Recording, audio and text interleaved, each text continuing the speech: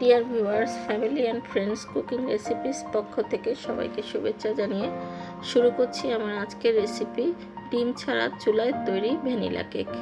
আমার সম্মানিত ভিউয়ার্সরা কমেন্টসে একটা কেকের রেসিপি চেয়েছেন। আমার এই কেক তৈরির রেসিপিটা যদি ভালো লেগে থাকে তাহলে আমার এই চ্যানেলটা আপনারা সাবস্ক্রাইব করবেন, কমেন্টস দিবেন, লাইক দিবেন ও শেয়ার করবেন। চলুন তাহলে আমরা কেক তৈরি শুরু করি। প্রথমে আমরা এক পাত্র নিয়ে নিলাম এবং দিয়ে দিলাম 1/3 কাপ তেল এবং 1/2 কাপ কনডেন্স মিল্ক।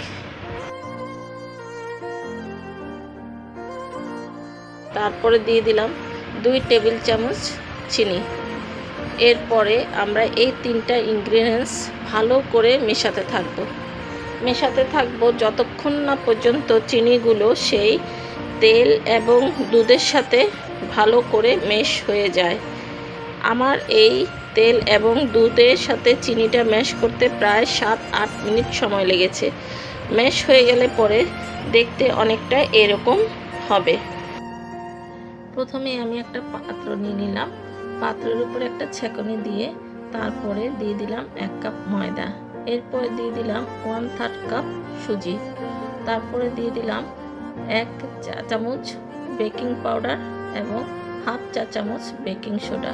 সবগুলো শুকনো উপকরণ আমি প্রথমে একটা পাত্রে ছেঁকে নিব, যেন এর ভিতরে যে লাম্পসগুলো থাকে সেগুলো ফেলে দিতে পারি। ছেঁকার পরে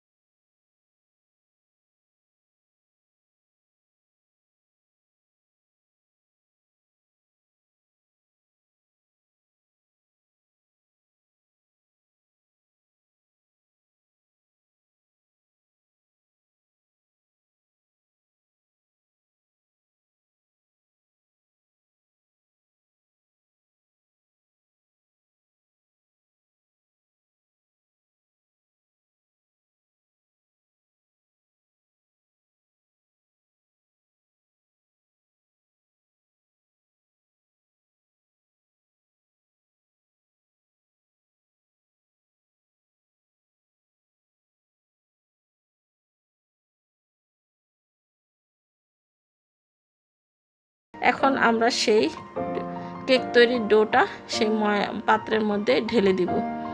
পাত্রের মধ্যে ঢালা হয়ে গেলে আমরা সেই পাত্রটা ধরে একটু ঝাঁকিয়ে নেব, যেন ভিতরে কোনো বুদবুদ বা বাতাস না থাকে।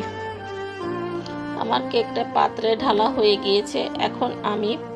এখন আমি কিছু বাদাম ও খেজুর, ছোট ছোট খেজুর কেটে রাখা খেজুর ও কিশমিশ দিয়ে কেকের উপরটা একটু সাজিয়ে দিলাম।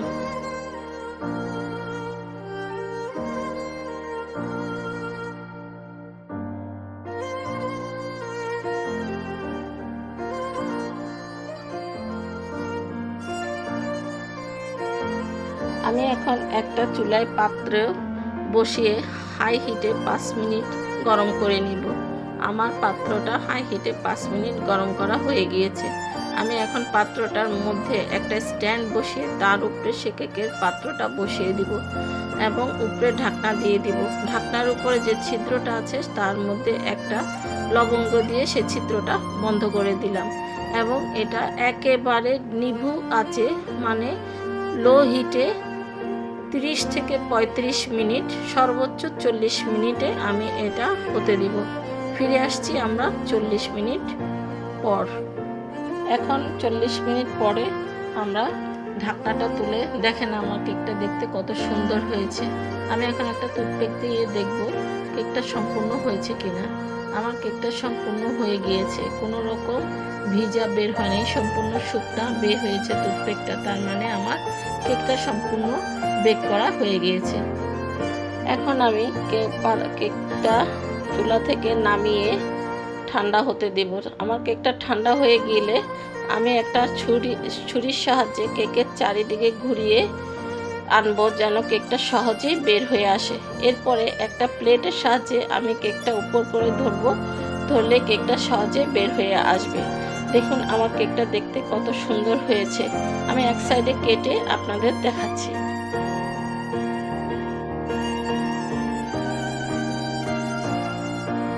আমার এই কেক তৈরি রেসিপিটা যদি আপনাদের ভালো লেগে থাকে তাহলে বাসায় তৈরি করে খাবেন এবং বাসায় তৈরি করে কীরকম হয়েছে আমাকে কমেন্টসে জানাবেন।